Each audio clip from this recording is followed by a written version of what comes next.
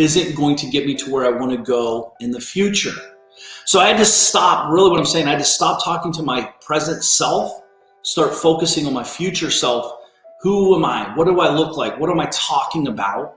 And I had to bridge this conversation in my brain to execute the plan. I was scared. See, the thing is what got you to where you're at, you already know the struggle. You already know the pain points. You know the obstacles, the opportunities inside of where you're at. Everyone says they want change, but very few people are willing to take the step to change. Because I had to change. I had to start talking differently. I had to start thinking about my business differently.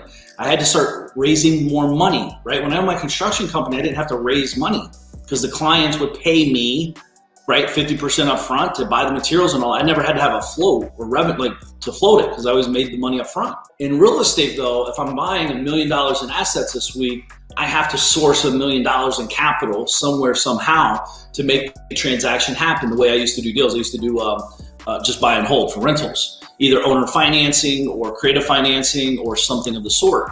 So I went down that path and it was scary. The journey was absolutely scary.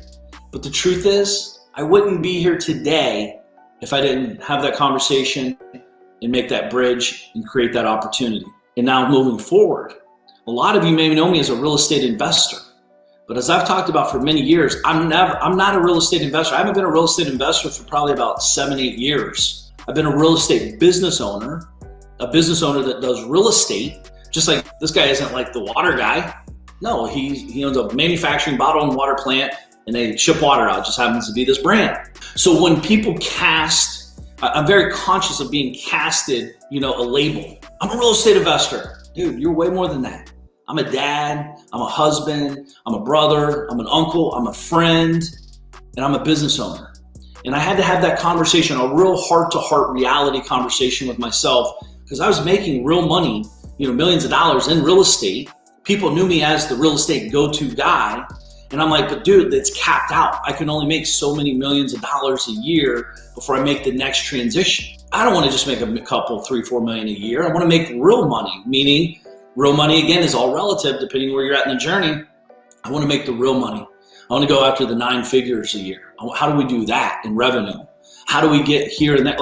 And I'm talking like real revenue, not like in real estate, you could do, $100 million a year if you buy 2 properties at $50 million. That doesn't mean that's what you keep, and the profit margins aren't necessarily 20-30% either. But there's a lot of things I had to evolve to get to where I'm at today. So I had the conversation with myself when I was 18 to go never work for anybody. So that was one conversation. I was more afraid of what I knew, honestly. And that's what I'm talking about today. Is I was more afraid of what I knew than what I didn't know. I already knew my caps. I already knew my limits. I already knew the obstacles. I need to go find new problems. I need to go get with new people. I need to get new friends. I need to expand my horizon and my vision to the next level. Kevin's DM, I'm here to help and teach him what I know and how I did it to discover freedom. There ain't no question more Kevin's when he step in the door. He's closing deals. It's time to tell him what the DM stand for. I'm a